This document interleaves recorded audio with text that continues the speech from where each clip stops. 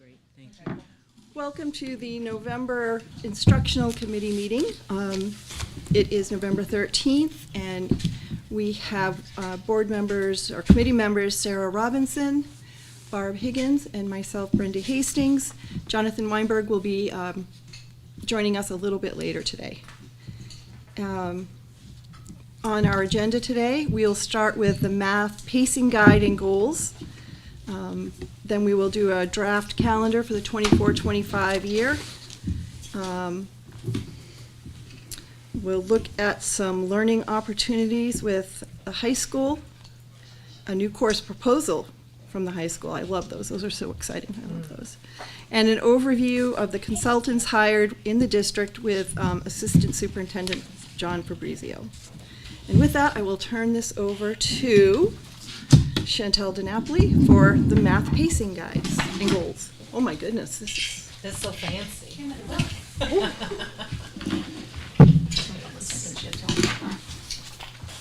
And tabs.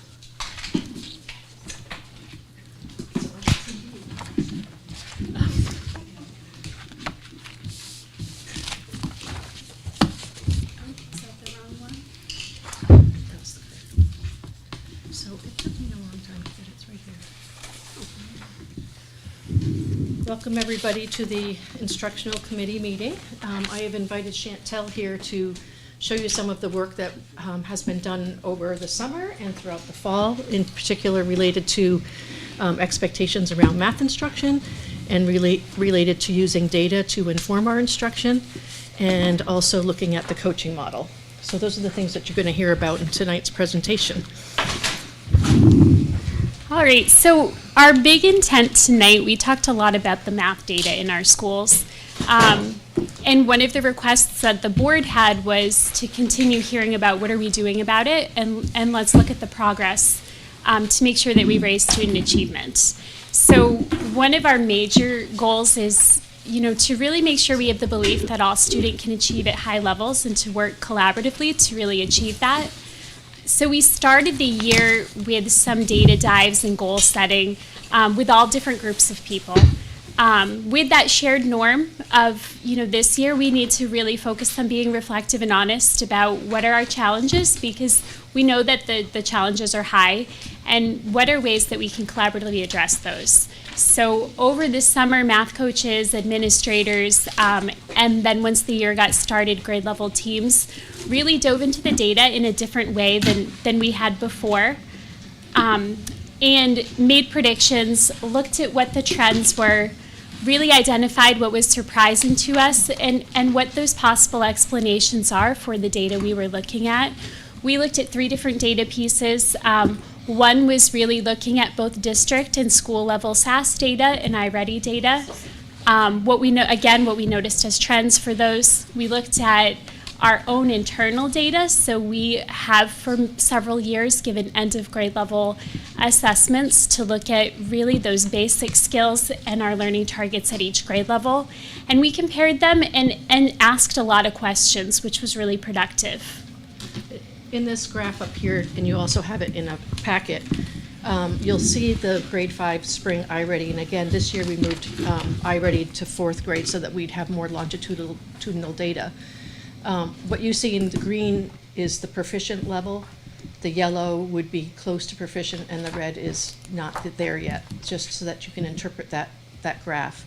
And again, triangulating data is a really best practice, looking at least a minimum of 3 data sets that are reliable for us to determine where are the gaps and where are the weaknesses. So yes. Just Sarah. sort of asking, New Hampshire SAS 2023, is that reflective of the district in grade 3 being 43% proficient? Correct. Okay. And the school A is one of the elementary schools. So this is just an example of the data that both coaches, administrators, and teacher teams looked at to look at where are we as a district. We know the data isn't where we want it to be. Where are we as a school, and what can we do with this? What predictions can we make? What changes can we make? And really all coming together and thinking about what shifts can we make for our students. So that's just up here an example of what teachers were able to dig into and look at. And then goals came out of that. So as a district, we've never had very clear K-5 goals across all schools, but instead have really looked school to school at some specific goals. This isn't in place of school level goals, but really has us all looking at some of the same things that are more measurable. So looking at those goals, we know that places where we need to see those improvements are measured through New Hampshire SAS and through iReady, because those are two tools that we're looking at. And our hope is to raise those scores up to 60%, whereas as you can see, even from what you pointed out, that's a pretty large increase. We're also looking at a higher increase of grade level proficiency just in operations, knowing that just being able to do the computation, they can't tackle those harder tasks if they can't just perform those operations. So we're looking for a higher percentage of our students at each grade level to be grade level proficient in the areas of addition, subtraction, multiplication, division, and just doing those computations. In order to do that, we also really collaborated, again, beginning with the team of coaches and administrators, but then moving on to teachers. From our predictions with the data, what are instructional goals and things that we can focus all of our instructional time to really help us to achieve those results.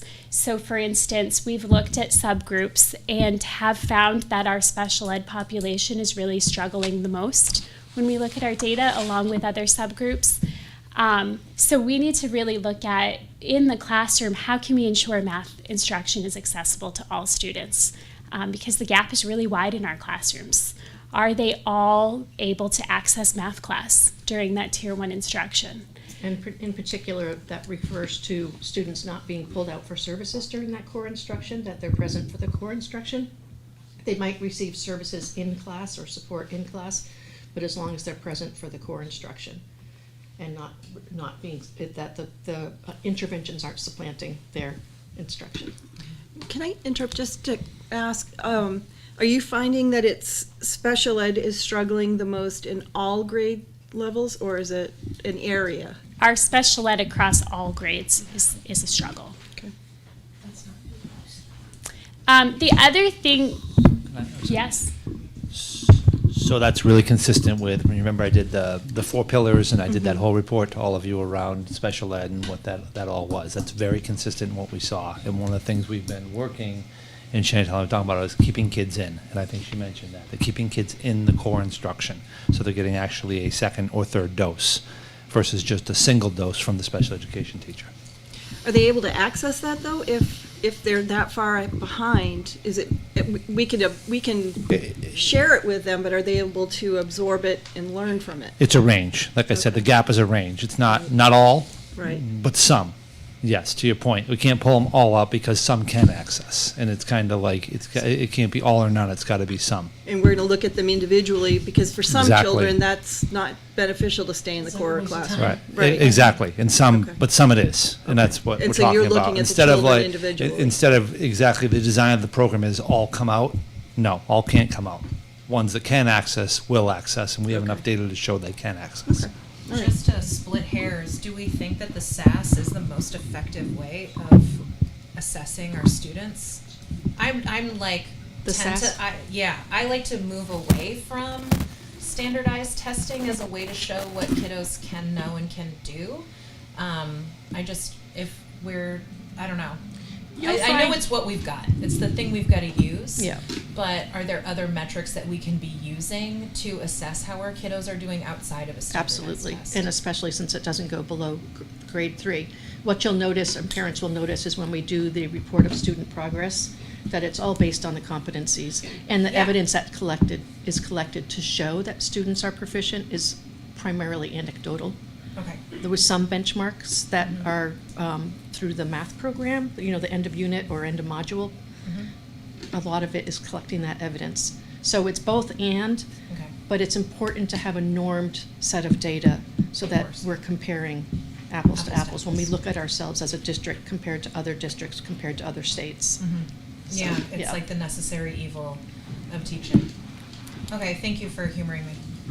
And I think something you'll see here as we go forward, one of the reasons why we set this as an instructional goal is, again, looking at the struggles that we're having in the classroom, knowing that like you said, that gap is huge. Mm-hmm. So instead of just, looking at those numbers, let's look at what instruction can look like for those students, because we know that it's not always the best use of time what they're doing and when in the classroom. So putting a closer eye on how can we look at our resources. Resources is a big thing we're going to look at. How can we look at the tools that we have for teachers, and make sure that we have what we need to make sure that they can access both Tier 1 and Tier 3. Great. The other thing we've talked a lot about as we're looking at the data is that gap we're seeing in students being able to apply mathematical practices. And we talked about this a little bit in a previous board meeting, but that idea of growth mindset and students' ability to persevere through tasks, to be able to engage in productive struggle, to show us grit, to have stamina, to look at things that look different. So again, looking at some of these assessment types, the assessments are very much aligned with our standards and aligned with the goals that we're trying to achieve for our students, whether they're our own in-house assessments or whether they're standardized assessments. But if things look different for students, they're really struggling to make sense of problems. Really, if the answer's not just right there, how do you make sense of it? And honestly, that's what we want for our students in the real world, to be able to make sense of situations and problems. So we're finding that that's something that we need to put more focus on. By doing this, we're increasing student evidence to inform and monitor instruction, constantly bringing those tasks. So I agree with what you're saying. We can't just look at SAS. We need to look at that real everyday evidence. So we're intentionally bringing tasks to the table to our collaborative meetings as often as we can. We've increased that practice this year, so that we can, again, look at all students. What do we do with those students who aren't accessing what we're asking them to be able to do? How do we have all students access grade level standards, which is hard. And then lastly, really focusing on engaging in a cycle of goal setting, both with teachers and students, just really knowing what are our learning targets and where are we, how do we get there. So these are goals that we've been looking at every time we meet with teachers, that we're sharing, and just making sure that our work is focusing on the right things. Chantel, are you looking, are the teachers and the math coaches understanding how far ahead or how far below their students individually are because we look at hopefully getting a year's growth, mm-hmm. and if you're already a year behind, you're looking at 2 years growth, and that's pretty difficult to do. So are the teachers well aware of what the levels are and what they're working with for each student? I would say they're getting there. Okay. I think that's a big piece of our collaborative work this year.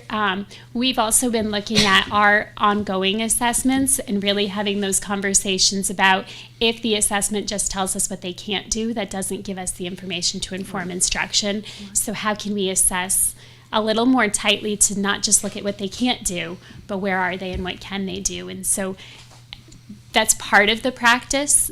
Even like, for instance, if we're assessing multiplication at a 4th grade level, can we create assessments that include those 2 steps before, mm-hmm. so that we can catch them where they are? So I think that's part of the process to better understand where they are. Mm-hmm. I think that's great. The other piece of that is this new trimester reporting system. We're not reporting this December on where students are compared to the end of the year. We're reporting on where would we expect students to be in the first trimester. So for the student that used to come home with a report card that said developing, meeting expectations because it was based on end of year results, parents will be informed, students will be informed, and teachers will be informed. Where's the student right now? It's real-time data. And be reporting about that, talking to parents about it during parent-teacher conferences. Mm-hmm. How well are they doing at this point? And I think that's going to make a difference. Mm-hmm. And also looking more closely at the standards. will help them say, wow, this is a standard that I really need to focus on a little bit more with my students. So when I say getting there, I think that there's lots of different steps and levels for them to Right. get there, and supports in place, so that we're starting to look at this in a more finite manner, and that reporting system will help. That's great. Are we getting through the piece of the educational experience that can get in the way of doing math in the first place? It's like, that's what I mean is executive functioning comes to mind. We're so, this younger, with every generation, every year that goes by, we get information given to us by asking our phone, or, everything is fast. So you put a math problem in front of a student, and there's 5 or 6 things they need to do. So maybe they can do all the math part just fine, but they don't know where to start. Like that would cover any subject. Would cover sort of any task in school. But and I'm not familiar with the actual curriculum, what program we're using now. I was teaching here when we went from like fairly traditional math to everyday math, and it was this horrifying. Mike, you remember, you were here. It was really, really difficult because it required all of these things to happen before you even really got to the math. So I know that COVID put a big dent in a lot of those skills. Is there any? You're looking at how students learn is really important. Yeah. And knowing your students really well is really important. So I think the burden on teachers is definitely having to differentiate more. Yeah, what's a students math more. problem versus what's a Exactly. organizational problem or a Yeah. And language? interestingly enough, this last October 6th and this November 7th, we brought in speakers to talk, teachers could sign up for speakers to talk about executive functioning and to get some PD. Well, I was an elementary special ed teacher for 20 years, and Yeah, so you so know. so many of my students actually really had a lot of good skills. They just had no ability to sort them out and get them into any sort of useful. Yeah. It wasn't a math issue at all sometimes. Yeah. It was all that went into putting it together. Yeah, that's a good point. So when I hear the special ed stuff, I think, okay, that makes sense. Makes sense. Yeah. And that's what we're seeing, along with, it's not just about the standards, the mathematical practices are just as important. So for instance, being able to attend to precision, being able to really look at your work and make sense of it, to be able to comprehend, real world problems. We want all of our students to be able to do those things, and that's where they're struggling the most. Yeah, right. Thank you. So just really briefly, you have in front of you what's called a math curriculum guide and resources, and we're calling this the playbook for math. There's K through 12 documents in there. What you have in front of you is the 4th grade math curriculum guide and resources, and we just wanted to point out a couple of the pages in here. These playbooks come out of some professional learning that most of the coaches, whether they were high school department heads or coaching in any capacity, went to a workshop last year with Jim Knight, and he's a coaching guru, and one of the things they suggested is really creating just a really finite, what are the essentials that teachers need to know going into their grade level, in particular if they're new to teaching or if they're changing grade levels. So Chantel spent time over the summer putting together this document, and we just wanted to call out certain pages for you to look at, and I forgot which pages. No, that's okay. So as the reason we brought this forward was to kind of emphasize one of the major shifts that we're trying to make is what we're looking at within professional learning communities. The ongoing analysis, again, we're bringing student work to the table more frequently. So that ongoing analysis of student work to really understand what are our students doing and how can we make really intentional decisions about that. So when we created these books, our thinking was we have a lot of guiding documents that really articulate what our learning targets are, where students are, where they need to go, and that progression of learning, but they're in a lot of different places. And so we wanted to really think of equity across all schools. How can we be really common about what these conversations are? So I tabbed the beginning to emphasize the table of contents. We created a guide that teachers are bringing to the table in each meeting, where we have a resource to refer back to that includes our vertical alignment. Having that common language as we're looking at student work, thinking about how we all have shared ownership for all of our students. So really understanding where they're coming from and where they're going needs to be a part of our conversations. In the middle, for your grade 5 example, or I think you have the grade 4 books in front of you, there's those curriculum documents that hit really hard on what our learning targets are, so that as we're looking at student work, we can go back to what does the standard say our students should be able to do? What are our I can statements for our students so that we can set goals with our students? And then lastly, and again, coming out of that coaching work, what are the instructional strategies so we can be really intentional about those research-based next steps? So we've got learning progressions in there, and some things that we're referring to really think about how to move our students forward. And we're hoping that this commonality in how we're looking at resources is really going to move some instructional decisions on moving student thinking. So I tabbed for you in each section one example of a document in here that is useful to go back to is the vertical alignment document. And again, that's what you approved last year as we looked at the competency statements. But that idea of really understanding what those main targets are at each grade level, and as we're looking at those different populations, where are students in that progression so we can think about individuals. I also tabbed the scope and sequence document within the curriculum section, because I think really looking at that bigger picture of the year and identifying what are the I can statements for our students throughout the whole year helps us really think about that unfinished learning as we move forward too. It really gives us that bigger picture that we can see at each grade level. And then lastly, I put a tab on just, again, really identifying what those effective teaching practices are. We have some really incredible educators, and we know that we have some really large learning gaps with our students. So how can we all bring our expertise together to the table and think about goal setting around what could work for these students we have in front of us in the classroom, and how can we better collaborate about that? So this is just an example of, how we're thinking about together as a school district, moving our students forward across all schools.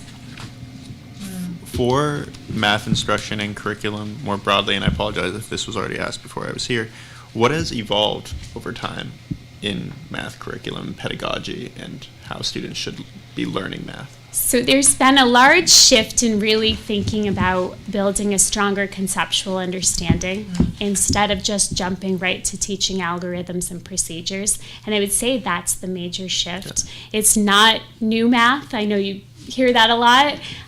We're still teaching those same strategies, but we're getting there in a more conceptual way. And trying to link those strategies more, so building one thing to the next. I would say that's the largest shift over time, and for some students, it's harder to teach that conceptual understanding than it is to teach those steps. And when the gap is so large, that timing is getting in the way. How long can you spend building those blocks? Right. So understanding where they are and where they need to go is really essential. Thank you. The hard part too, I know sometimes it's easier for kids to just memorize a series of steps that they don't understand. They master that, and then 2 or 3 years down the road go, oh, that's what that means.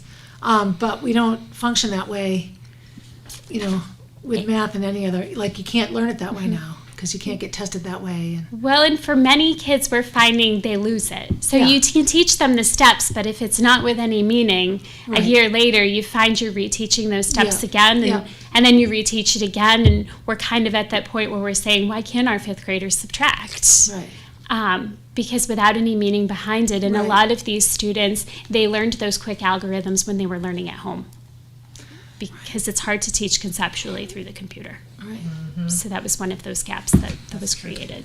Parents, here's a chart. Yeah. How are our classrooms doing with the scope and sequence? I know sometimes that's a difficult thing to stay on target with that. Pacing's tricky when we find that. I mean, we could spend all year on one unit and certainly feel like we're still, we've still got some unfinished learning to do. So one of the things that we're really trying to stay consistent with, again, bringing those tasks to the table to move students forward and thinking about how can we address unfinished learning while moving forward. I will admit it's really hard. But some of our conversations have been around how do we integrate skills. So like, for example, I don't believe we're going to get to units we haven't gotten to before when we still have so many students who need so much. However, we can really nicely integrate things like measurement and data and geometry into other areas, and honestly do it a little more intentionally. So we're trying to really support that work, because that's a lot on each individual classroom teacher to think about how it's integrated. So that's been something we're trying to do collaboratively. First grade, for instance, kicked off the year with data. That's a topic that they haven't been getting to, but through the get to know you things, they were creating charts and graphs and hitting on those standards.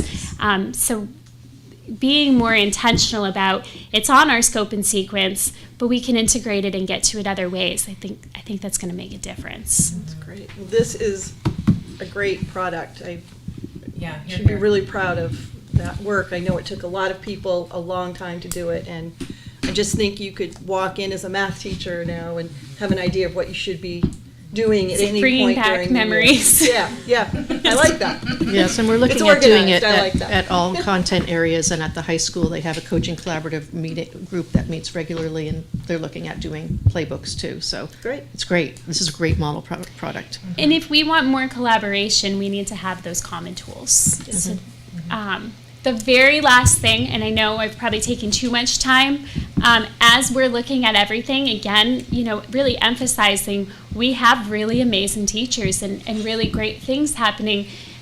And we also need to look at how are our instructional resources supporting us?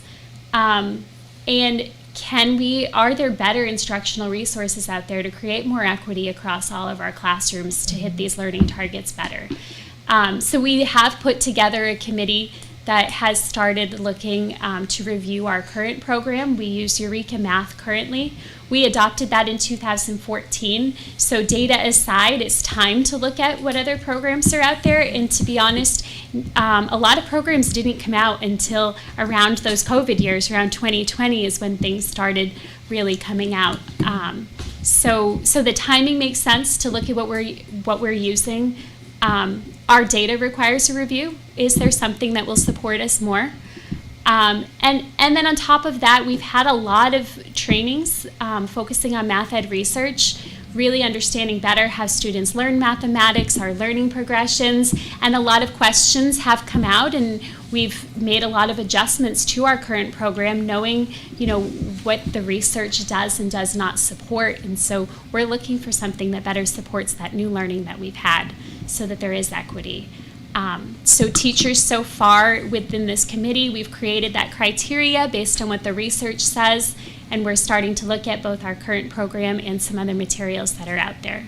So we'll update you on what comes out of that review. And I wanted to just mention too that this we're looking at like March, but probably more like April, when we would have a recommendation for a program if we decide to adopt a different program, and it would have budgetary implications. So that's a consideration for this team to know. So we've really taken you from student level, how the students learn, our instructional practices, how are we delivering instruction, the playbook guide, and then the big picture. Let's look at the program vis-a-vis the competencies and standards. One last question, if I could. What is the procedure? Have you got a procedure in place now for phasing out the math coaches this year? We're in the beginning phases of our discussions about that, and looking at using data to determine levels of growth and efficiencies and competencies. So we've just started that conversation. Okay. All right. I can see a lot of the math coaches in this work, so. Okay. So Thank you. thank you, Chantel. Thank you so Any much other Chantel, Thank you. for your hard work. We really, really appreciate it. It's awesome. Makes me want to go back and teach math now. Do you want these? You want to go back and teach. It does. Love it. From the special ed standpoint, thanks, but no thanks. I'll stick with PE and health. All right, next we're going to move on to calendar 2023, 2024 Yeah, these calendar. are updates. Do you have your notebook? No, I mean. We're on the agenda. Yes, we had Okay. to, just to, because you and I needed copies of this to look at, so John did us the favor. You figured we'd move things around. Is my purse still in my bag? What? I had class. I got here as quickly as I could. Listen, yeah. Did well. I know.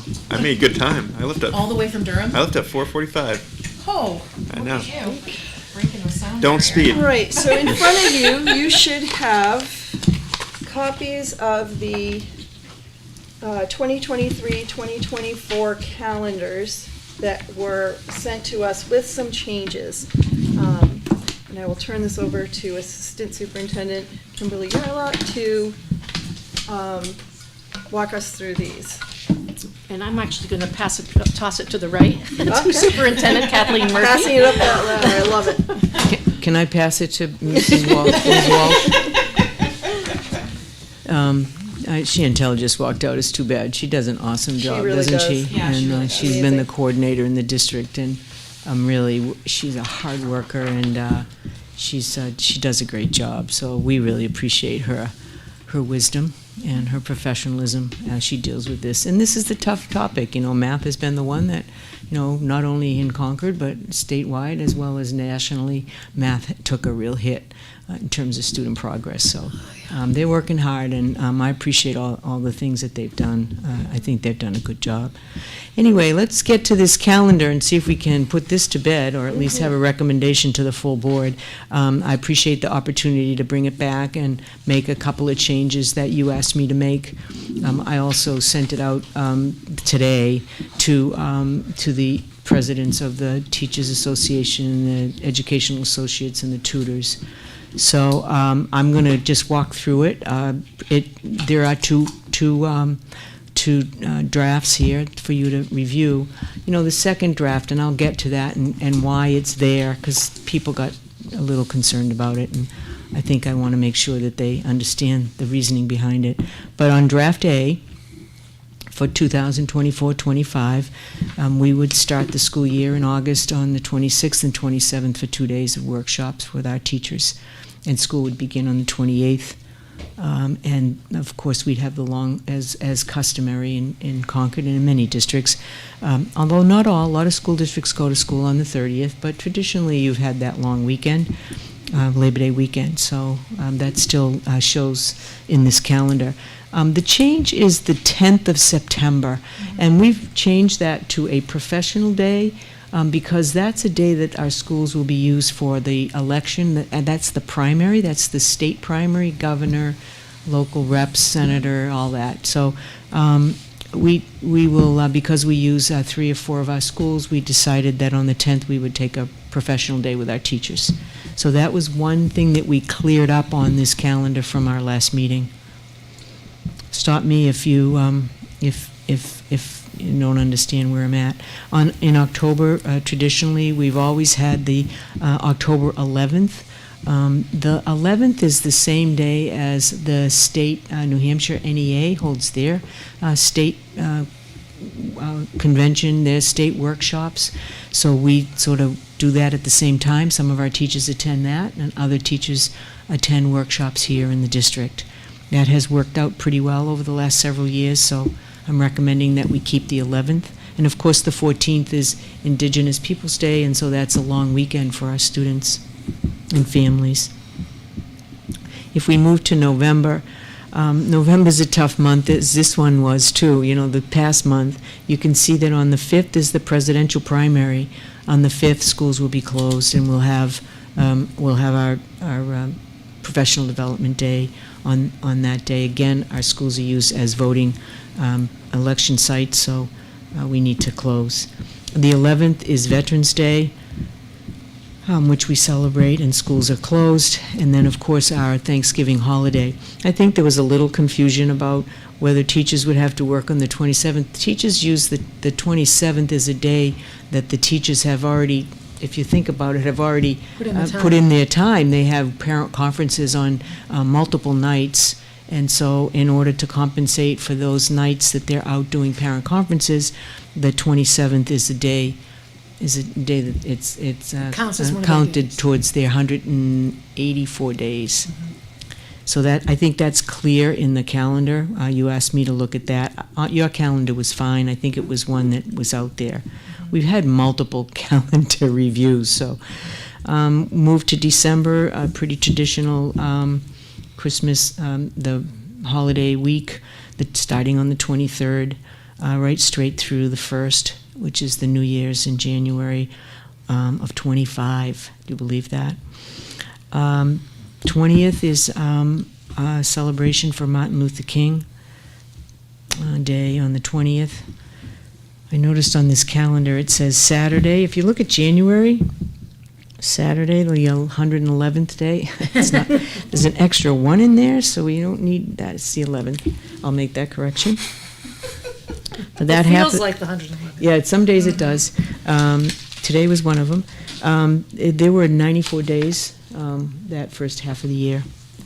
If we move over to the other column, we had originally scheduled the February 11th as a workshop day, but one of the suggestions from members of the executive committee was to move that back to March.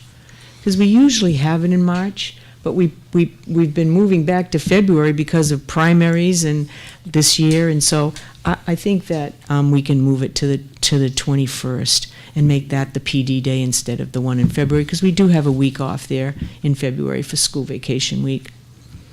That sort of breaks up those 3 months.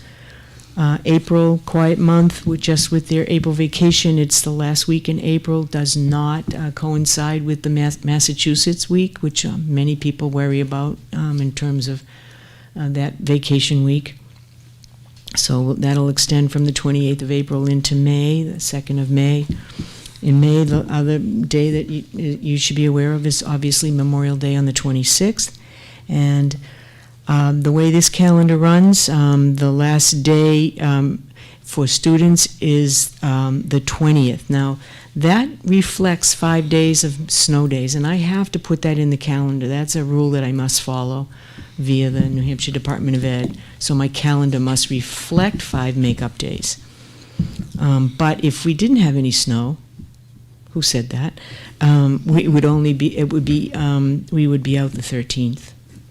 And graduation would be on the 14th. This is the first time in a long time that graduation isn't Father's Day weekend. I don't remember it ever being this early. So it's a little bit earlier than A you've whole had. week? Yeah, Yeah, whole it's week. always been the third Saturday. Let's in hope June. we keep our, the snow days in check, but Yeah. that's not, I can't control that. And there are 83 days on that side for a total of student days of 177, and it also reflects the 7 days of professional development to meet the requirement in the CBA, which is 184 teacher days. So with that, the second sheet was B, and I just want to emphasize this. This was hypothetical, and let me tell you why I did it. Because on a number of occasions, I have been asked what would happen if we started a little bit earlier so that we could get out earlier in June. So that reflects it. I moved it back. Now, I can't do that without an agreement with the teachers, because in the collective bargaining agreement, they technically have agreed to starting school after Labor Day. But because of an agreement, they've allowed us to start earlier. But to push it back another week into August, I would have to do some fast talking to get that through. But that's what it would look like if we pushed it back. The other thing we did is people have said, couldn't we just have a vacation in March and put the February vacation and the April vacation together? And so I showed that on this hypothetical draft B calendar, just so you could see it and see what it would look like.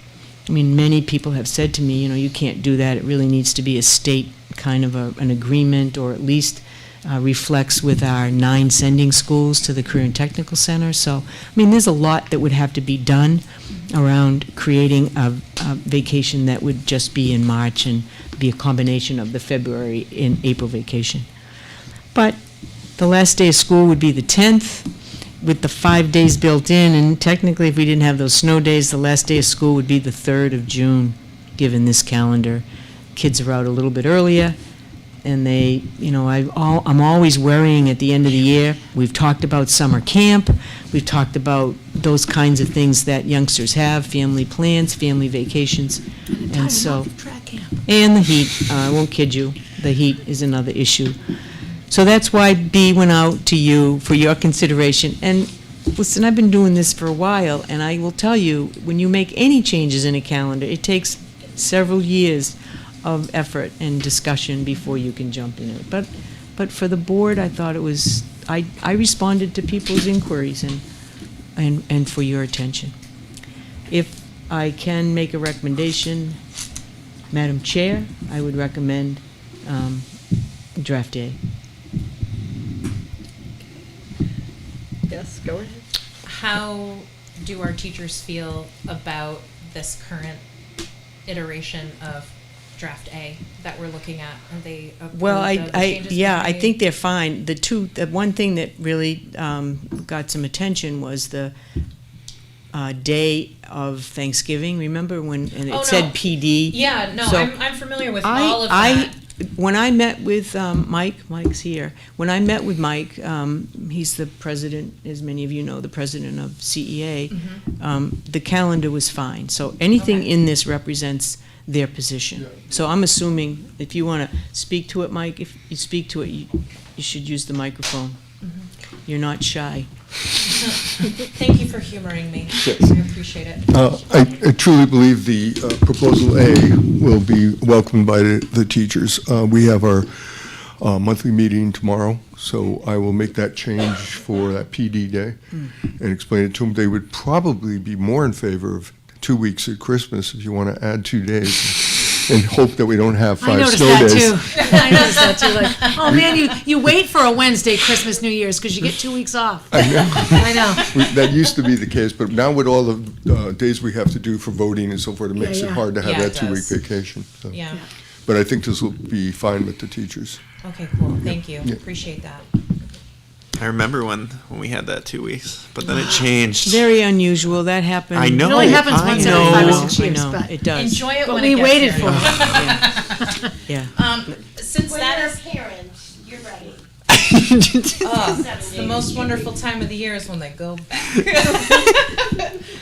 So we feel the same way on the other side of the coin. Nice long Indeed. vacation. Indeed. So should I move? Sure, go ahead. That this committee recommend draft A to the full board for approval at our next meeting in December? And should I second that?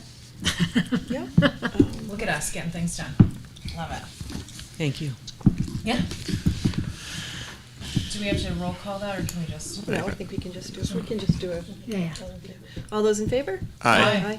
Anyone opposed? Anyone abstaining? All right, the motion would pass to bring, to recommend to the full board calendar A for the Great. December meeting. Great, Thank you, thank you. thank you. Thank you. Great. Which should bring us to our third educational learning opportunities. Is that Yeah, so right? just Yeah. for I didn't know if we were for going to get a clear, concept. yeah, or- yeah, ELOs, educational learning opportunities, and we invite the high school to come Extended, forward. Extended, yes. Extended learning Learning opportunities, sorry. opportunities. Yeah, yeah. Thank you. To come forward with some information about where we are with that. If only.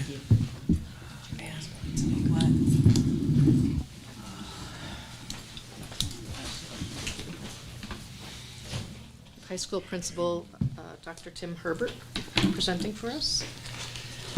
All right, good evening. The reason I'm here is I was talking with Kim, and we recognize that last year we came forward with a proposal of incremental credit increase for the Concord High School graduation requirements.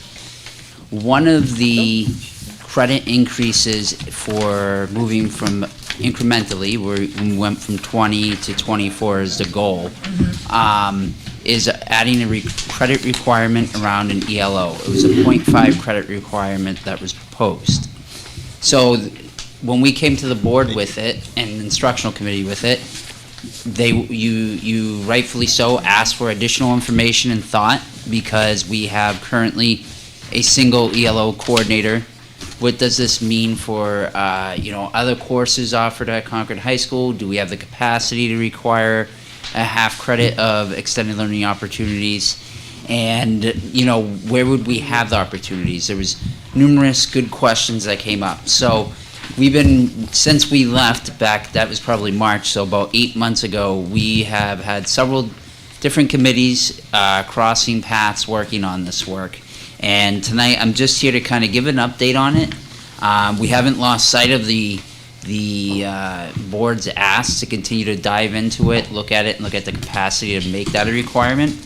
But at the same time, we've also explored what other models are happening in the state, over the borders throughout New England and throughout the nation, and really trying to look at how can we do this in the best interest of students. So extended learning opportunities are essentially rich learning experiences that happen outside the traditional classrooms.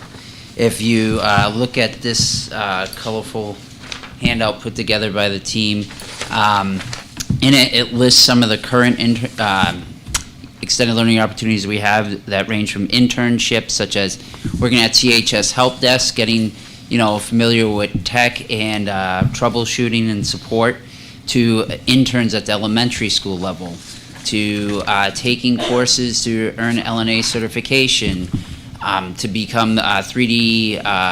It's a program we have that's connected with a course at NHTI where you can earn your 3D certificate.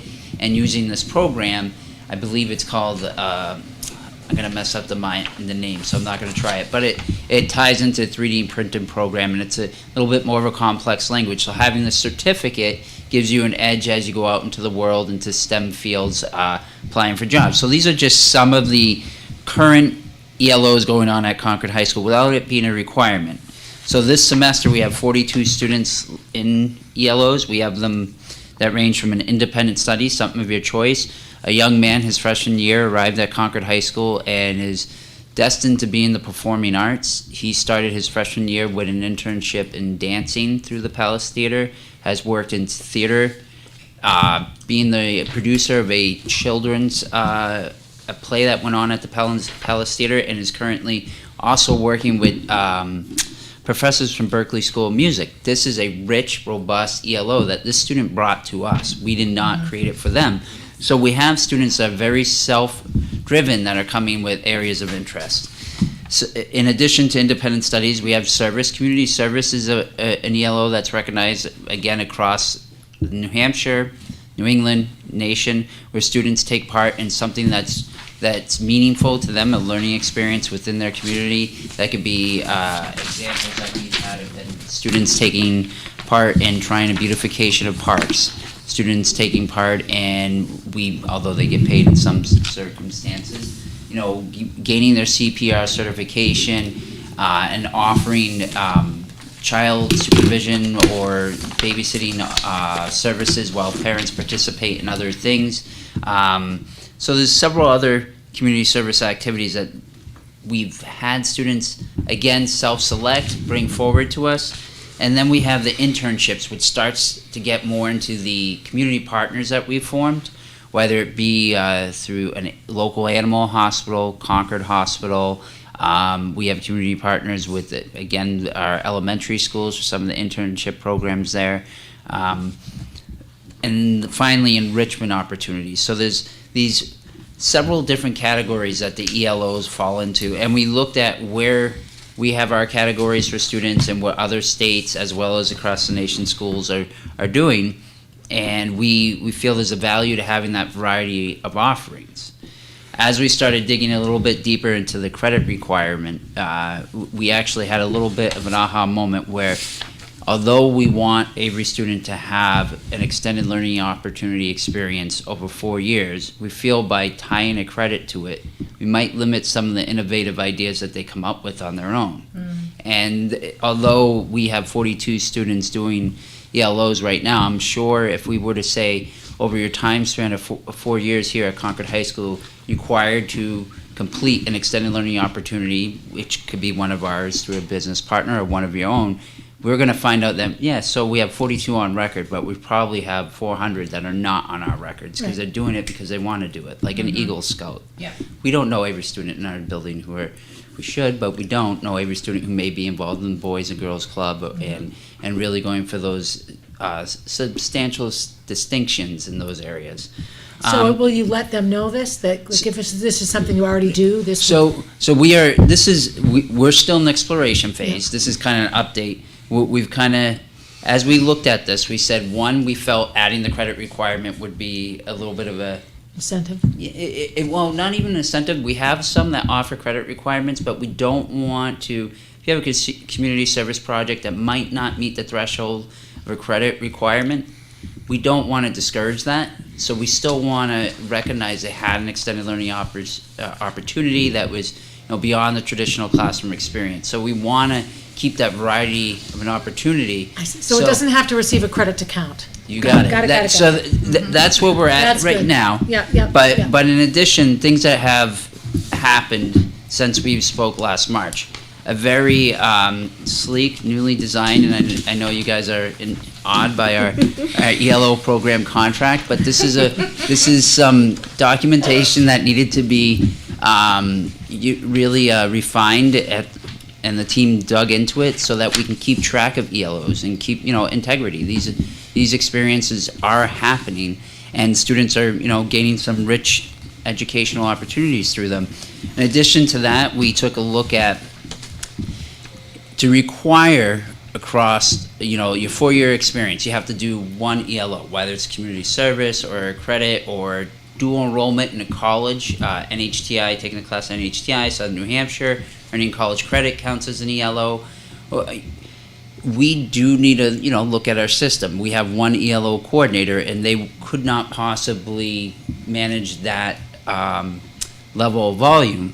But things that we've discovered, looking across the state lines just into Massachusetts, who have quite an extensive program right now ongoing, is that they've started looking at connecting ELOs to certain classes. So if you were taking, an easy example for me to give is if you were taking an advanced writing class, perhaps there's an ELO with the Concord Monitor to do journalism and editorial, and you could determine whether you wanted it to be something that was a community service and take part in something that would be a rich experience for you, or not in lieu of, but an enrichment opportunity that you could receive credit for. So we're not looking at it to supplant the courses we have in place, but looking at them to offer that additional oomph. I'm really interested in civics that I had with Mr. Corkum, so I would like to take part in going down advocating during the legislative session. It's a community service. You're a student, you're 18, you're really participating in your civic duty. We don't want to discourage that, but it may or may not be a credit bearing experience, but it's meaningful and it's connected with civics. An accountant's office during tax season. There's a great one. All the math students. So we've looked at, and again, we're still in the exploration, because one of the things the board said to us is, what is it going to take to build this system? So we do have an ELO coordinator who's working hard to develop a regional advisory board beyond just the greater the Concord Chamber of Commerce, because we have connections now with the Palace Theater and other places because of our students' ELOs and the success they've had. So we're looking at bringing together an advisory board that would meet regularly to expand on our partnerships, so we're not exhausting one site, and trying to figure out what opportunities are there from in the Palace Theater, from set design to lighting to sound to acting to scripting to singing to dancing. I mean, there's so many layers in that one site, and how do you look at what the offerings could be for students and make it known to them? So one is getting that word out, but one of the models that there's several different models. Is one where it's student driven and they check in with an advisor over their 4 years, and at the end there's a culminating presentation where they share out what they've done. There's models where they just complete a course, they submit the transcript, and you give them credit because they've done a dual enrolled course, they're done. And there's models where it's community service. Again, they get paperwork signed indicating they completed the community service. They may do a briefer presentation sharing what they've learned, what they gained from it, how they've helped their community, and then they're done. And then there's other models where you dig deeper and you're looking for a credit-bearing course. And many of the schools that we've looked at that have taken that model on as well have embedded it within the departments. So it's not like we're adding multiple ELO coordinators, but we're looking in lieu of teaching 5 or 6 sections of a certain English, or 5 sections of an English, that they'd have 4 sections. A teacher might have 4 sections of English and 1 section of ELO to keep it to five sections, and that they would be being that expert in the area of content, so to speak, to award the credit. So it's maintaining integrity, and it's maintaining like quality control when we're awarding credits. So that's the work in a summary. We have not come to a final decision on this. We still have work to do and dig into it. We have some pilots going on just to see how it works this year, and we'll give you that feedback soon. I anticipate I'll be back here in the second semester to give you some updates on that as well. But any questions for me? Go ahead, Jonathan. I have a few, but I'll just start with the first one. Do we information share with other districts about ELO opportunities? Like, do they let us know? Do we There's let a them know? network of ELO coordinators that get together, and it's like ELOs New Hampshire or something, New Hampshire ELOs, something of that nature, where they get together and they have, I don't want to say monthly, but pretty regularly meetings where they get together, share what's going on in Concord, Manchester, etc. And do we coordinate as well with any of the private schools at all? Because I imagine they have a lot of inter-community. They have representatives at at those meetings, because I've been to it and I've seen people from Proctor and St. Paul's, but I don't, to be honest with you, how much have we cooperated, collaborated at Concord High School with St. Paul's or other privates? I don't know. And for the process, I know this is in its preliminary stages, so if a student right now wanted to pursue an ELO, they go talk to the ELO coordinator first, or do they say they already had a place that they knew that they wanted to pursue with the ELO? Would that be the first step? Or so right now you could do, there's several different ways. You could come and say, I'm interested in this. Do you have an ELO already prepackaged, so to speak, in this area? Or you could go, in the young man's case with the Palace Theater, went to the Palace Theater, knew what they wanted to do. It was more of an educational program, theater studies that they were putting on. Really got themselves signed up, had their site advisor, brought it back to Concord High School, sat down with the ELO coordinator, and worked with a site advisor at Concord High School to make sure that they were meeting those benchmarks along the way. Got it. And just one more, I apologize. For the credit, I know it's thinking about whether it's going to be required or not required, and if it would be, the minimum would be half a credit. Is there a maximum number of ELO credits students could receive? If you were to continue to, if you got a 0.5 ELO credit and wanted to do more, you could do more. It would count towards your elective requirements. Okay. Again, it would have to be a robust quality experience to do that. And would they need to be unique, each ELO experience, or could they be within a similar area? They could be within a similar area. In case in point, an HTI course might be counted as one of your CHS electives, and we could have multiple kids taking that same course. For Running Start? It could be, and they call it early college now. Okay. Yeah, they changed the name on it, but it used to be formerly known as Running Start. Thank you. Yeah. The name for the grant. I understand that this is preliminary. Is the district doing anything to encourage kiddos to try and seek out and utilize an ELO opportunity? Or is it sort of like it's understood that kids can pursue this if they have that additional drive? Or is there sort of like... We have it in the program of studies, and we have signage and advertisement around the school. Cool. I think something that when we did this kind of deeper study as to what other schools are doing, really the ELO, to expand on it, you you got to rely on it being connected to an area of studies. You know, make it meaningful to the students. You know, their passions, and part of that really involves us working hand in hand.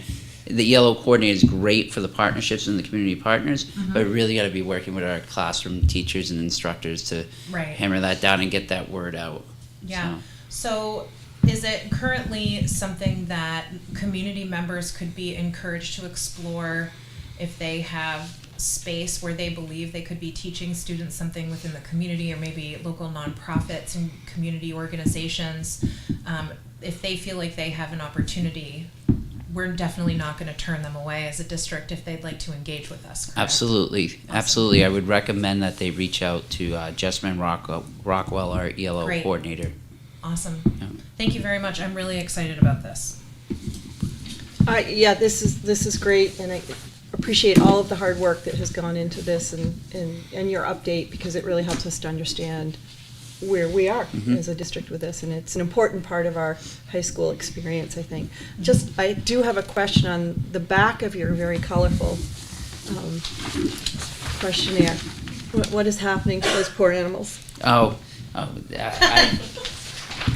believe.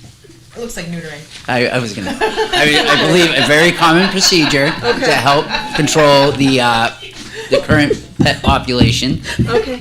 No, that's great to know, and everybody looks very happy, but except for those poor So animals. I will share this in a electronic form with Kathleen, and in this you can click on that actual presentation, I've and they seen go enough. into details as to what's happening. But this will be shared with you electronically. We'll give you That's an great. insight to the culminating project that goes with an ELO. Yeah, I mean, I think it's important to reflect on the fact that assisting a student through an ELO is a big ask to make for any educator, and trying to find the ways that it ties into the curriculum that they're addressing within the classroom. So huge kudos to that ask on our teaching staff. If you're going to make it a requirement, that's a huge increase in a number of students that are going to be engaging in some very unique learning opportunities, and it'll require our community members to be really flexible in understanding what it actually is that the kiddos need. So I recognize that this has to take a long time to study and get it right so that it's done appropriately, and we're not asking more of our kiddos and our educators than is necessary. And I think an element to recognize too is a number of students are doing it. We just don't have it documented. Last year we had 116 completed. If we continue at the rate we're doing right now, we'll exceed that this year. And then in addition, you have 200 to 300 kids who get this experience through CRTC. Right. So we were talking about it a little bit as an admin team, and at first when you hear a required experience over 4 years, it's a little overwhelming. But when you start to break it down, there's about a third of our population are doing this currently, and likely a third haven't come forward because they're like, I don't need it. Yeah. Doesn't matter, But our hopes is by bringing it to light and not necessarily tying a credit requirement, but an experience to the graduation requirements would be that these students will accurately reflect their learning journey over their 4 years or whatever number of years it takes to graduate. And it will be reflected on their transcripts. So.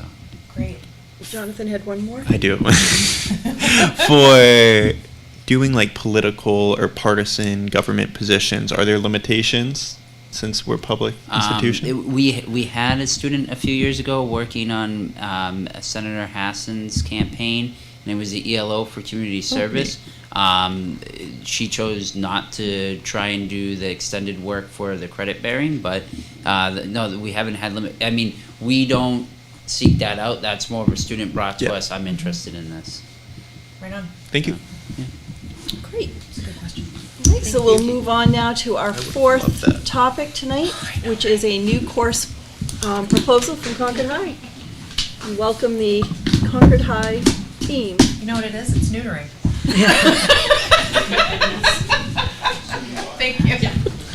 By way of introductions, this was a good segue, and I'm glad that ELOs went first, actually, because there have been years in the past where we've come with new course proposals, and quite a few of them. And in the last several years, those of you who have been members of the board, we've got some phenomenal new courses across the building. science or survival and literature survival that are now taught back to back and fit into that ELO kind of mindset. Courses in math, statistics of sports came last year, if not the year before, with that mindset of sort of career pathways and where they're going. And so we've done that in most of our departments. And so I think I have the good fortune of working with the curriculum facilitators closely this year, and a lot of our departments are thinking about courses with that lens, but need some more time to really think through where this is all going. And so today we have one course to present to you, which in comparison to years past might be like, oh man, where are the other 6 courses? But we, a lot of our facilitators, social studies, our facilitator for social studies, math, Nicole Barnett had some ideas, a couple in English, a couple in science, but they really decided to pause and spend more time thinking about career pathways, ELOs, and what high school is really going to look like and how this is all going to get integrated into their programming, and to slow that down a little bit.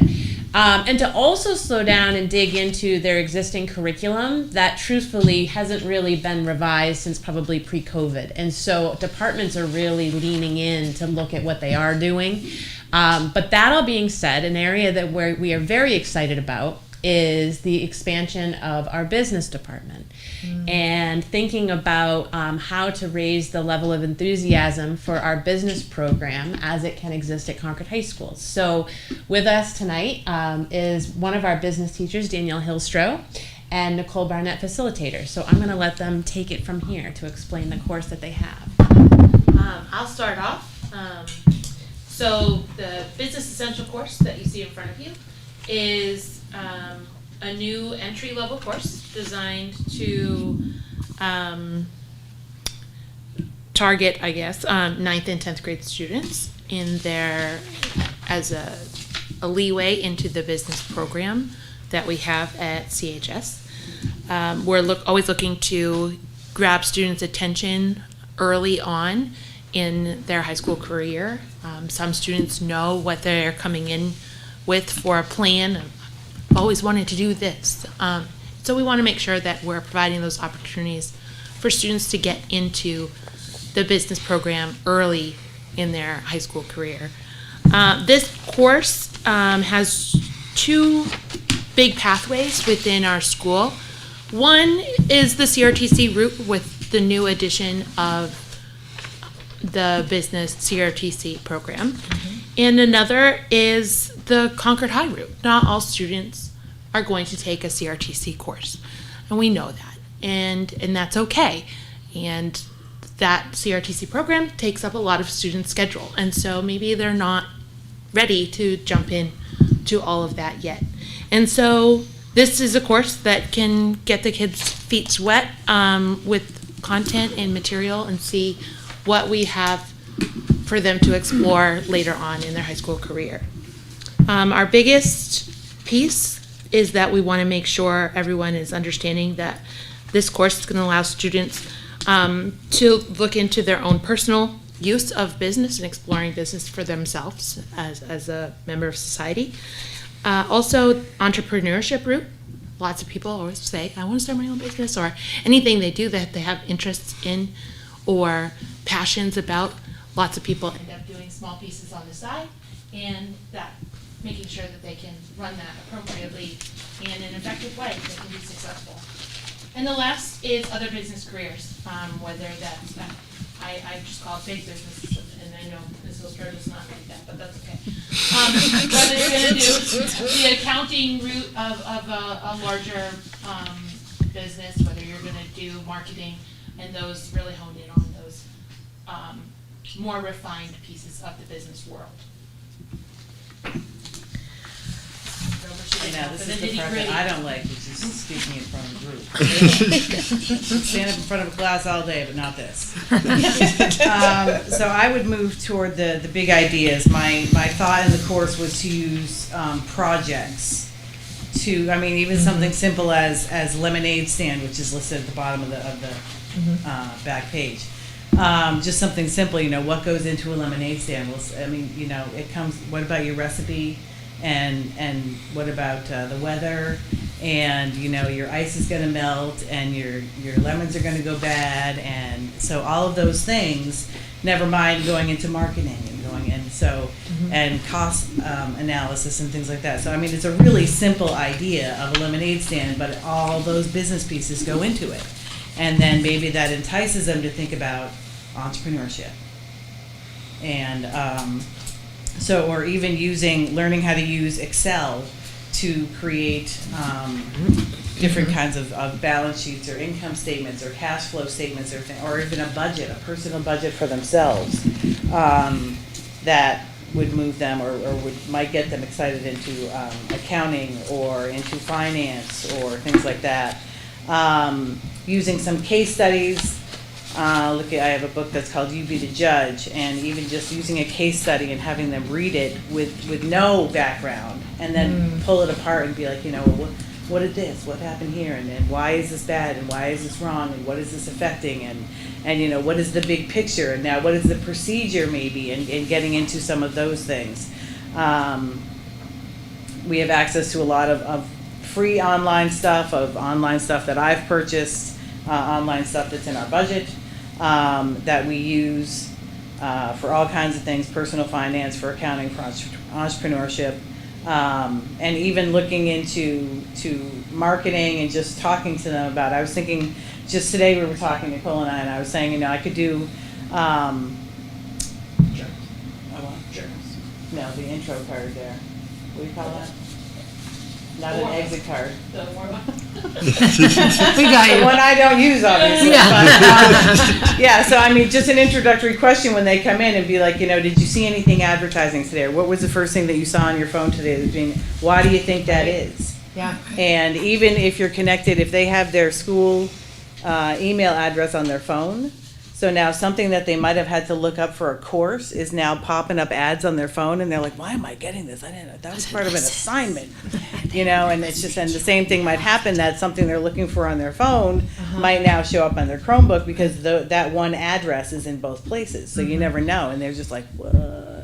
So, I mean, even just bringing that up and do a 10, 15-minute conversation at the beginning of each class and be like, what'd you see today? Or what happened today? Or, was there anything interesting that popped up on your phone or whatever it happens to be? And, did you drive by a city bus and see some kind of advertisement? Or did you realize, even seeing what you did, that it was an advertisement?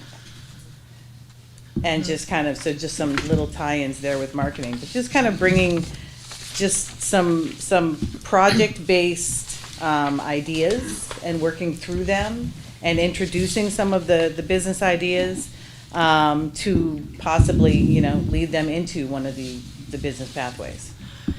You know what jumps to mind for me is that this is a class that to me would be perfect for a student who knew they wanted to graduate high school and work on cars, or knew they wanted to graduate high school and be a welder or a plumber. A lot of those businesses are self-owned businesses. So they're focusing on the skill, what they're going to do, and they'll apprentice, and they have all the training to fix the pipes. But this gives them a whole view of how your business fits in and how you as a business owner. Like, I don't only see this as what it is, but how it supplements a whole level of learners that aren't necessarily looking to go to a four-year college, that want to get right into what they're doing as soon as they graduate. Like, that's exciting. So we also have the entrepreneurship Right. class. And so this is really designed not as an entrepreneurship class, but Right. all the pieces that you need to have regardless of Right. which path Right. you choose to go to. Because somebody who wants to go into a skill like carpentry or whatever, they don't consider themselves an entrepreneur. They consider themselves a builder. And they or, start, right. Right, but this would supplement. Wow, I like it. It's a nice group of the group of kids that would benefit from this is diverse. Yeah, I wish this was around when I was in high school. I totally would have taken this class. Yeah. This looks awesome. And I like the project-based aspect of things. I mean, like, show me your work. Like, let's put this into real practice so it Yeah. creates more meaning as the kids are learning it. I think this is really cool. Thank you. Yeah. So we're gonna So we'll look look at this consideration in terms of bringing this to the full board. Oh, yeah. Yeah, I think it's necessary. I'll make a motion to Okay, Jonathan? Business Essentials, new course to the full board? Are we thinking at the next meeting? For the December meeting? I'll second it. For recommendation? Brenda, you get that? I'm working on it. Business Essentials Can you make that course. make sense? Can you translate that first? So we are going to make, the motion is to bring the Business Essentials course to the full board. Recommendation. Would this For be a semester recommendation. class? Yes.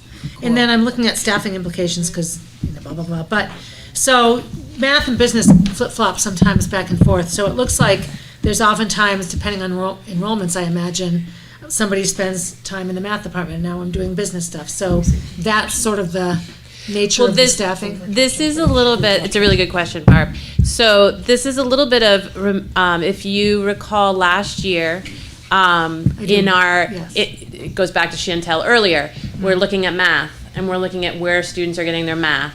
And historically, money management, that used to be part of is still part of the business department, used to be students' third math credit. While there's math in that course, we made the recommendation, and you approved last year, for us to get the 3 math credits. Money management is still within the business course, but it's not a math credit. And what we've recognized through that is there's opportunity in there for us to expand and consider different kinds of courses in relationship with the business department. Another idea that they have going forward is a marketing course as well, but we need a little bit more time to develop that and think about how to move that forward. So that's next year. So what we're doing is in thinking about where business is going, thinking about how this is a good place for us to start to gain that enthusiasm, and then consider some additional. But it really has to do with that. So we're optimistic that with the Business Essentials course, which is a wonderful new elective for 9th and 10th graders, that will go back to having a full 2.0 business teachers for next year. Yeah. Okay, so I have as your motion, if Yeah, I think, so I bet inclined, it sounds to bring the excellent. Business Essentials course to the full board for recommendation for adoption for the 24-25 school year. Yes, did anyone second it? I did. Barb, sure. All those in favor? Aye. Anyone abstaining? Anyone? No? Great. It's all set. Thank you you very for your much. time. Yeah, thanks for the creativity Thank and you. thinking outside the box. Yeah, and this bringing is up good. stuff This- to our kids. this is Really bigger than- appreciate you. Thank you so much. That's so exciting. All right, and last but not least, we will look at an overview of the consultants hired in the district with Assistant Superintendent Fabrizio. Got a lot happening tonight. It's okay. It's good. Did you It's get good, all though. your It's all edits? good. John's gonna only be 5 minutes. Of course, I read it over 14 times, and I read it sitting here. Final review, last minute is always good. Always is. Yeah, it is. All right, so a simple question was asked to me, but being a special educator, you never answer anything There's with no a simple simple answer, because everything is interconnected and falls together, and there is, I mean, if you wanted a simple, what are the consultants, and I could have given you a spreadsheet and both of them and said, here it is. However, that's not really the answer to the whole question. So I did a little agenda just for kind of what this is going to be, and I'm going to go quickly, just some factors on where we are. Student identification disability, understanding what the numbers are, because if you don't understand how many consultants we have, it's great, but if you don't understand the number of special ed kids, it has no relevance to it. Again, personnel, we've had a ton of openings. If you understand the number of openings we had, you understand why we have all these consultants that we needed to hire. Challenges and factors we faced lately, what has to do with this, with my continuous improvement plan that we're still continuing to improve on. And some contractors, what you asked for is by the numbers. I'll give you the numbers and then kind of a summary and some time for some questions. So, I want to make sure I go back, all right. So, first of all, you never like to see this kind of chart do this, but this is the reality we are. I've been very open with the board around how many very simple referrals that have happened over the last few years, especially at the preschool in early levels. We've had 3 years in a row since I've been here. We've had over 150 referrals at the preschool level for 3 years in a row. That's a lot, man. Yeah, so that's a lot. That's our society, that's what's happening, that's doctors, that's local agencies, that's everything that's happening. So this number has gone up. And with all the RTI work we're doing, all the SEL work we're doing, all the MTSS work, and the other acronym I can throw on you that we're doing right now, these numbers are still increasing. And it's concerning. And you heard from Chantel and Kim earlier about some of our special ed kids are struggling right now because they're coming in with multiple disabilities. The level of, we have a very high number of autism students in this district. I think it's because of the central location of Concord and the services that are offered to them outside of school. So we have a lot of families that come in with a lot of needs, and our job is to educate them. So we do our best in doing that. But that takes people, staff, consultants, community members, takes administrators, math specialists, takes us all to do that. So open positions. This is interesting data to look at too. You'll see that we are been on a steady over 20 to 20 this year. We're improving, but you see it's pretty steady that we've These had. primarily support staff? Primarily, I'll get to the detail of it in a little Okay, bit, but yeah, thanks. these are primarily support staff, but you see those are big numbers. And you think about students with IEP, students with needs, students with support needing in the classroom, talking about inclusion. It's a very inclusive district and we want to keep it that way. That takes people and personnel and supports. So that's the open positions right there. ESSER positions, they were eliminated 23, 24, just coming into this year. Just to keep in mind of this, was 21 positions that supported classrooms. That we had last year that we don't have this year. Yep, And that is not reflective of the 20 currently open. those aren't open positions. so that was Those, so that would those be are like 40. addition to. So it would have been 41 people. Those are addition to that are no longer part of us, and those were teachers and ed assistants. And it's to remind the board of that too when we start talking. Like I said, a simple question was asked, but it's bigger than that, and that's there. The case, can you go back a minute, the case managers, did they service children or did they just do the paperwork and the meetings and the No, stuff? they service children. They were complete case managers. Okay, good. They were complete, Oh. 100% case managers. Full-time special ed. Yeah, we separated caseloads, brought caseloads down to around 14. Yeah. They're averaging between 18 and 20 right now. So that's a big difference on a workload of 5 kids, 4 or 5 kids. So that is the reality of that cut. Or that wasn't really cut because it was an addition, that Right, was a no, subtraction. Back to equal. But what it does is, as numbers increased, you see, we increased numbers, and then this personnel went back down. Yeah. It was a definite feel of a difference in our buildings. Yeah. So I kind of laid it out by year, just to kind of start, look at 29 open positions, ed assistants and some contract positions. And you'll notice in the bottom, it's my edit on the paper you have. At ADS, we couldn't hire a school psychologist last year. So I had to contract an intern, and that contractor had a supervisor also. So that was one of the additions to what had to happen last year. Yeah. The rest, we were good with teaching positions. These were all ed assistants pretty much is what you looked at. And then these are the contracted services and who. You asked who we have. Here's the who we have for contracted services last year. Some of those are in special ed, some of those are regular ed supports, but those are the services that support our students with need. And for the individuals that were occupying the positions that were eliminated, did any of them try to pursue any of these positions? Yeah, did they? Yes, Okay. yes. So some of our people that were in positions such as last year, such as the kindergarten instructional assistants that were there last year, yes, some of them, the majority of them went into EA positions that were either within the buildings. So there was an additional drop of individuals, either Yes. through attrition left. or Yes. otherwise that left. Okay. Yes, correct, Got it. correct. Was there a contingency of folks who, if their ESSER position was eliminated, they chose not to pursue an open position? Some, yes. Okay.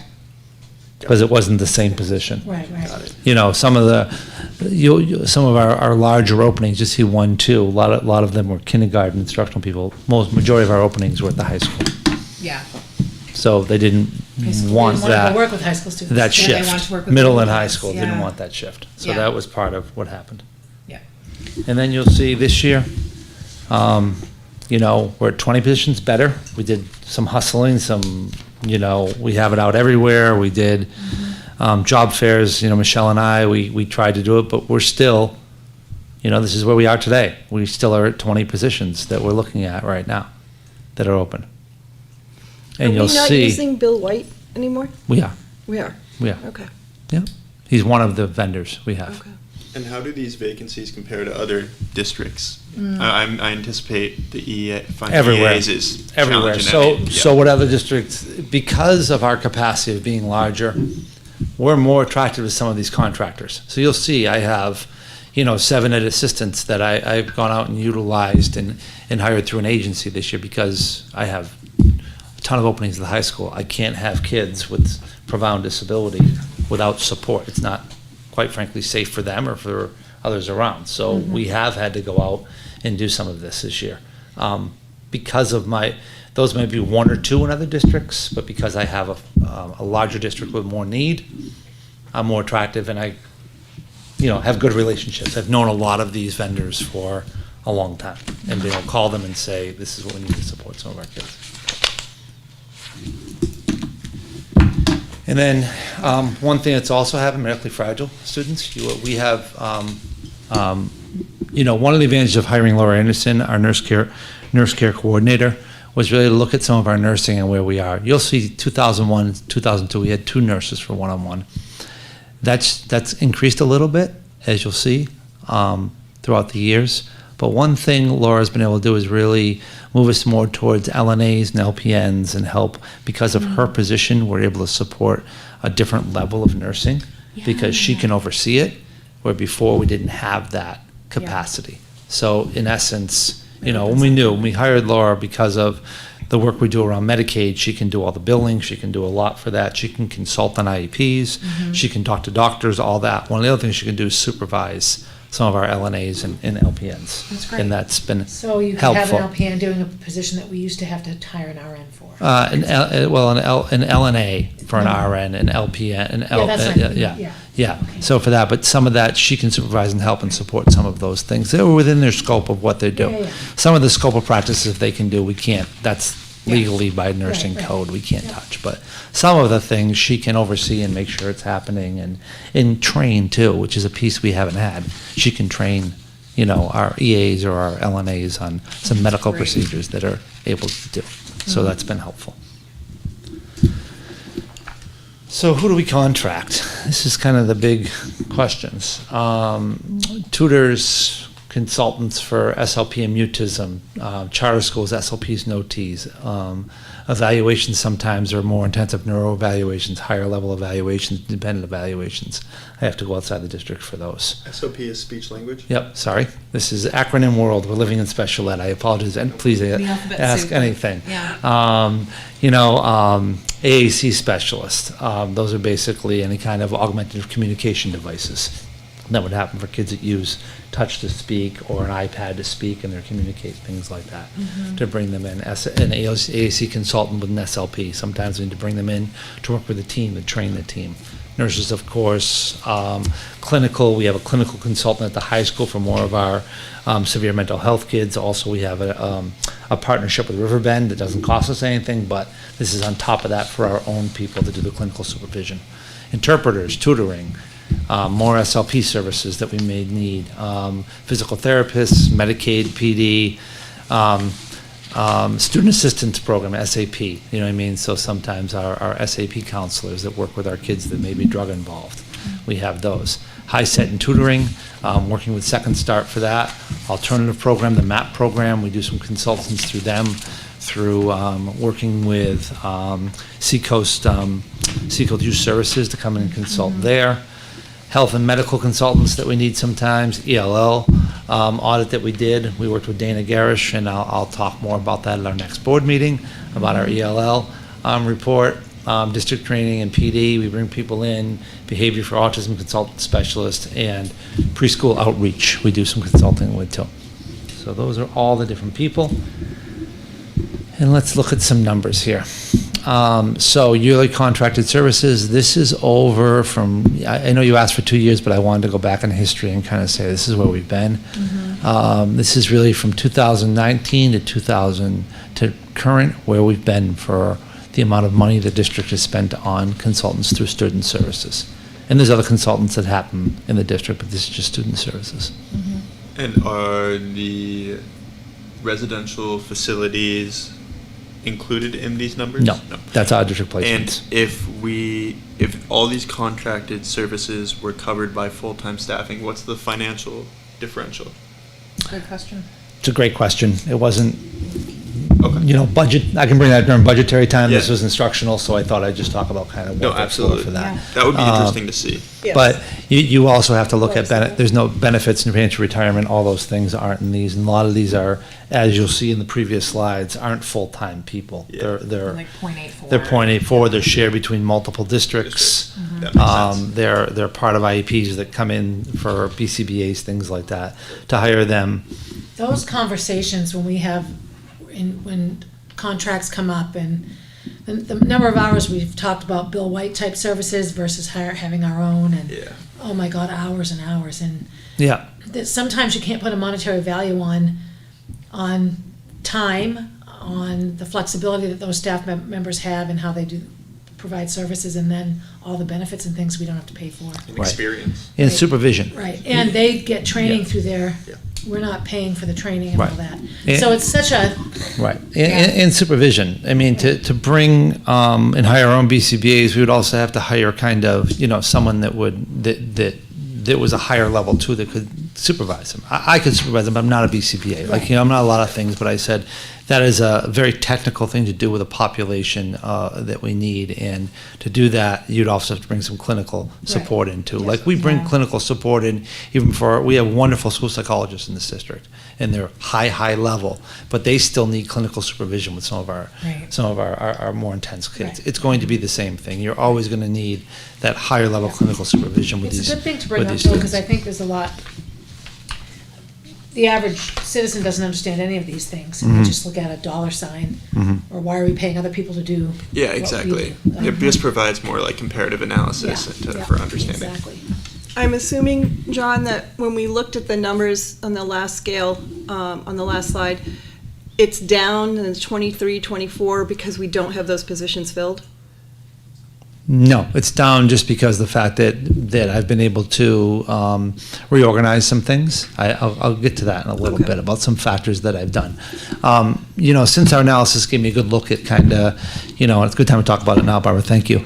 But I did an analysis of all of our services. And one of the things I did was I looked at Bill White's contract, and I met with Bill, and I met with other vendors too. I met with 4 vendors last year and kind of said, what are things going on, because Bill White Services is no different than us with hiring, and no different at your local restaurant or shopping store or anyone else. The prevalence of 30 people applying for a position, and those days are over. We just don't have that anymore. So we had last year 3 positions that he couldn't fill for us that were requested. And we supported kids in many different ways. So we went to a different vendor to bring in some of those services because he couldn't do it. And then we met this year at the contract, and we talked about it and said, Bill, you're really spread out across the district, and I'm finding you're trying to do everything for everybody all the time. Putting out fires. And no one can do that. And I said, it's not focused enough for the severe need we're seeing coming in through our preschool in K. And when you're referring that many kids and that many kids coming through the system, you need supports down there. So I said, how about we rework the contract and you focus on the 5 elementary schools in our preschools.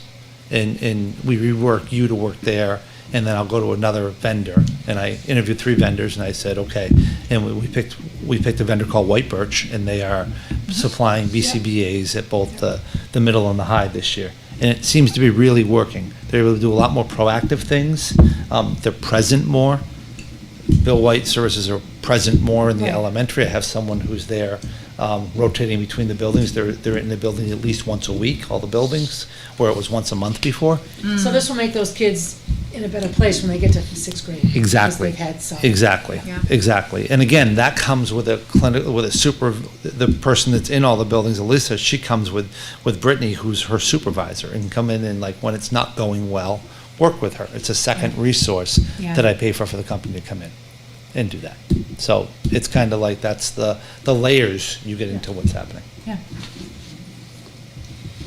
And then this is just putting it in one big overview picture of kind of just those that like bar graphs and charts. Like, I love to look at data, and this is just interesting when I laid it out and looked at this. The interesting, trend of the contracts down a little bit, but so is our openings, and that's a good thing. And you'll see that balance between that. But what's not down and scary number of is kids. the number of kids. So we're able to maintain at a lesser financial piece with our consultants because of some of the restructuring I did this year with that, and the additional Laura Anderson. So those are two factors that I could say I really pointed to when I did this. We've also done a lot of training on neurodiversity and natural environment, and I think it's really interesting to, we have two educators over at Millbrook School who have presented the last 3 workshops to our staff on this. They're very into it, and it talks about students, discrete trial. I don't know if you know discrete trial, but it's very hand over hand. Say the letter A, good job. And here's like some kind of token economy, either a lifesaver or something like that. It's really rote practice to get students to learn. Where a neurodivergent thinker would say, let's do a lot of play together and redirection during play versus in isolation with multiple kids. We're moving a little bit, schools are moving a little more of that, where BCBAs are supporting that environment more than isolated pull-out things. It's more of an inclusive practice, and it's there's some overall dignity sometimes to some of that. It feels too, like that everybody we're trying functions to do. better that way. Yeah, and integrated into their community and not isolated. but it takes people to do that. It takes bodies. It takes Yeah. bodies and people. And that's what kind of is. In monthly meetings, I'm meeting with the autism team monthly. So all the consultants through Bill White, the elementary school, and our own teachers that work with autism students and the assistant principals, we meet monthly and we review. We have a scale of 1, 2, and 3, how kids are doing based on support, and we look at their progress. So we're doing that monthly this year. We're trying to say, where are we getting to that point? And of course, my partner in Fern, and Kim and I's partner with Fern, with the MTSS work that we do in our multi-ched systems and social emotional learning and all the stuff to create a better environment. That's going real well. And then finally, our 2+2+2 student apprentice program to grow future educators. That started. We have 4 interns right now that are doing really well in our elementary schools. We have 5 more that will start next year, and we're starting to build training. And in that training program, we're doing things like our behavior training in CPI. We're doing that during the training. We're doing CPR training during, there are times when there's still students during the CRTC. We're doing suicide prevention training. We're doing getting them ready to pass their Prayer Pro. So we're trying to do some real pre-training, so when they come out, we have qualified trained people in our schools. We continue to do work with Bill White to have RBTs. An RBT is a specialist in autism, so we're working with them, some advanced trainings with that too. That's still going on.